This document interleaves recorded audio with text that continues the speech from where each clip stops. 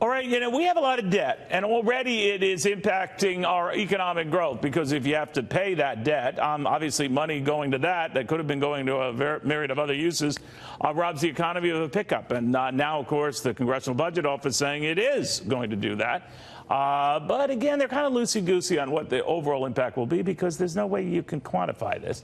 But my next guest is going to give it a stab, the former chairman of the President Bush's Council of Economic Advisors, Ed Lazear. What they are effectively saying, Ed, and it's good to have you. Thanks for taking the time. Thank you, Neil. Actually, I saw you earlier this morning. I hope you're getting overtime pay for the second show. I'm not even getting paid. I found out the other anchors here are paid. That's a separate issue, but boy, am I on it. But it's kind of interesting that this debt is growing and growing exponentially. It doesn't take a lot when it grows $1 trillion at a time, $1 trillion a year.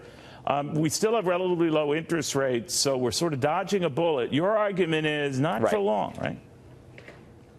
That's right. If you look at the either the Congressional Budget Office's numbers or Office of Management and Budget, the White House's numbers, everybody knows that we're in trouble, not right now, but a couple of decades out. And when I say a couple of decades, those numbers start to hurt us even in the short run because they put pressure on other parts of the budget. But let's talk about the long run just for a moment.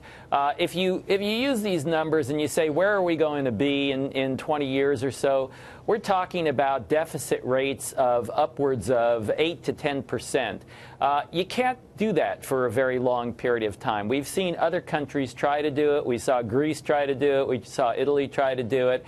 And even if they act responsibly after the fact, they have this enormous debt service to deal with, and that puts huge pressure on their budgets, and it puts huge pressure on interest rates and on the ability to invest. So that's going to be a big problem for us in the long run. And we're talking to federal debt, and you've reminded me, just go state by state, and their unfunded liabilities, and it's off the charts. I live in New Jersey right now where they're trying to deal with public workers' pensions and get a small fraction of that money into 401k type plans or defined contribution rather than defined benefit plans. And, of course, it's being greeted with a holy uproar, so good luck on that. So even making modest adjustments to future retirees, years off, grandfathering others in, we can't do it. We learned that with Paul Ryan when he wanted to shave the growth, just the growth of Medicare spending. He was throwing Granny off a cliff. Where is the will? Where's the way to fix this? Well, I'd say two things. First of all, in terms of the state budgets, one of the things that we know is there's pretty strong substitution between the federal government spending and the state budget spending. So I have a couple of colleagues at Hoover who a few years back did a study and found that for every dollar that the federal government transferred to the states essentially just substituted and used that money for their purposes. So it's not very easy to get control of this thing. At the federal level and also at the state level, I think that we're going to need some kind of legislation that puts a control on spending growth, not a balanced budget amendment. The balanced budget doesn't do it because you can have a balanced budget and be spending 50% of GDP, or you can have a balanced budget at 20% of GDP.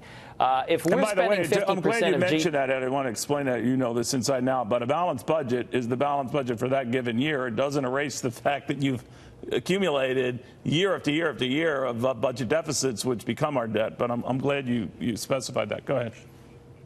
Absolutely. And the other thing, of course, that it means is that if you're balancing the budget with very high expenditures, it also means that you're taxing at a very high rate. We know that high taxes have adverse consequences for growth, both in terms of capital expenditure and even labor market activity, the amount that people are willing to work.